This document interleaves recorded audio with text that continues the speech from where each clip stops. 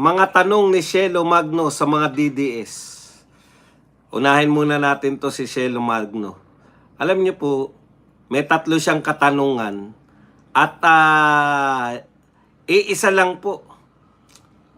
Ang sinasabi po ng mga fans nito ni Shelo Magno, etong mga katanungan ni Shelo Magno ay hindi raw po kayang sagutin ng mga DDS. Okay, pakita lang natin para magka-ideya po kayo kung ano tong mga tanong na hindi raw natin kayang sagutin.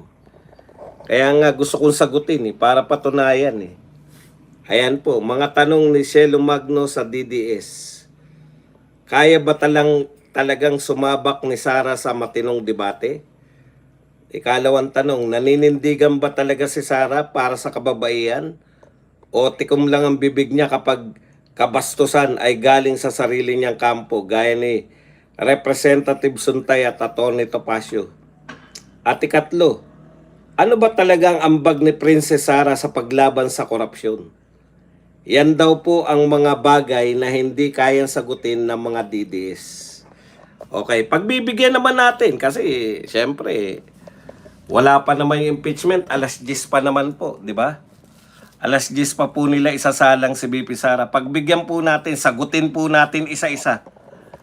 Para po sa kasiyahan ni Shelo Magno at ng mga fans niya na wala tayong kakayahan sumagot. Okay, sa unang tanong, kaya ba talagang sumabak ni Sara sa matinong debate?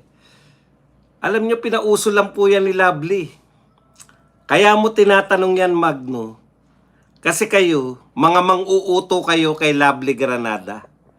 Magtapatan na tayo. Ginagamit nyo lang si Lovely Granada dahil nag-viral siya.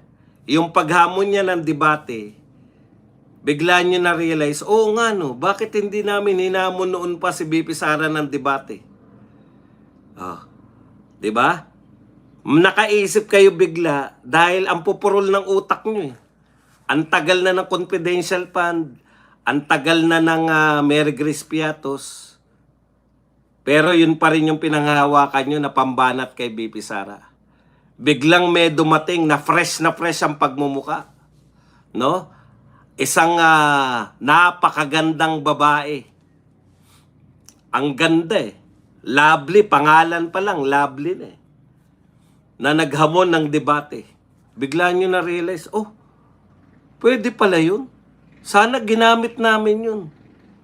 Kasi po itong mga to, pare-parehas po yan. Ano pagkakapareho nila? Mahilig po sa optics, mahilig po sa palabas. Palabas lang naman yan Ang una kong tanong, talaga ba naniniwala kayo na matalino si Lovely Granada? Ikalawa kong tanong, kami naniniwala kaming matalino si BP Sara In fact, susuportahan namin siya bilang presidente ng Pilipinas. Eto, tanong ko sa inyo, lalo na sa iyo, Shelo Magno. Bilib na bilib ba talaga kayo kay Lovely Granada? O ginagamit nyo lang siya dahil nag-viral? Diba? Ngayon, kung sinasabi nyo bilib talaga kayo, bakit hindi nyo patakbuhing presidente? Itapat ninyo kay BP Sara. Siyempre, hindi nyo gagawin yun. Dahil pinamimilian nyo na presidente, si Lenny Utz, si Bam Aquino, si Kiko Pangilinan, at si Risa Ontiveros. Hindi naman kayo naniniwalang magaling talaga si Lovely. Baka nga sa kwentuhan ninyo, sige, gamitin lang natin ang gamitin yan. Kasi kung totoo kayong naniniwala kay Lovely na mahusay dahil hindi nila labanan, takot lahat ng DDS, siya na lang gawin yung presidential candidate para magkaalaman. One-on-one sila ni BP Sara. Pero hindi naman kayo naniniwala Wala namang naniniwalang magaling yan Hindi kami naniniwalang magaling yan. Lalong hindi kayo naniniwala na magaling yan si Lovely. Ginagamit nyo lang si Lovely hanggang may kumakagat pa kay Lovely. Ang dami nyo nang ginamit na ganyan. Okay, sagutin na natin isa-isa. Kaya ba talagang sumabak ni Sara sa matinong debate?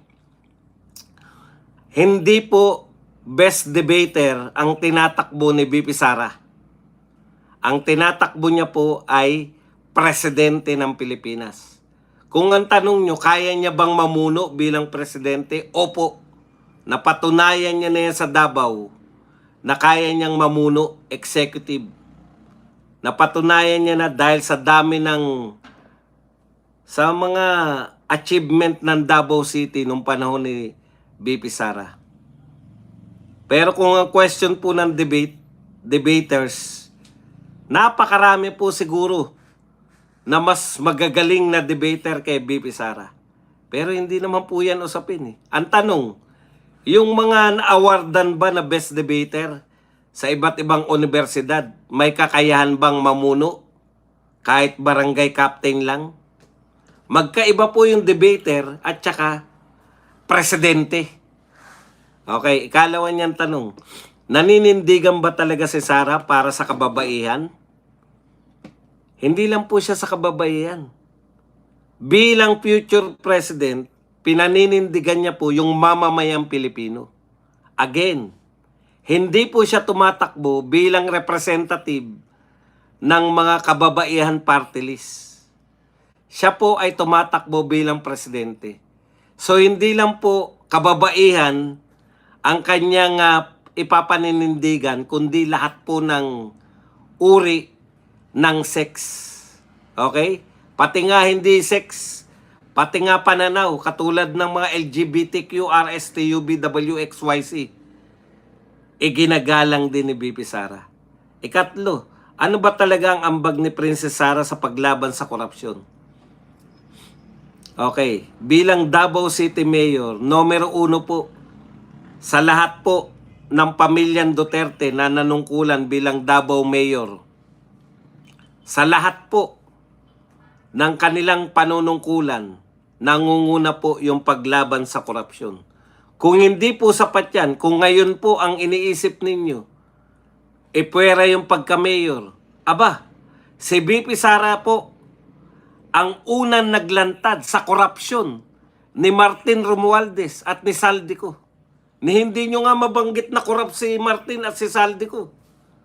Pero si VP Sara po, walang habas niyang pinangalanan. Wala pa pong nag-aakusa kay Martin at kay Saldico na sila ang puno ng korupsyon dito.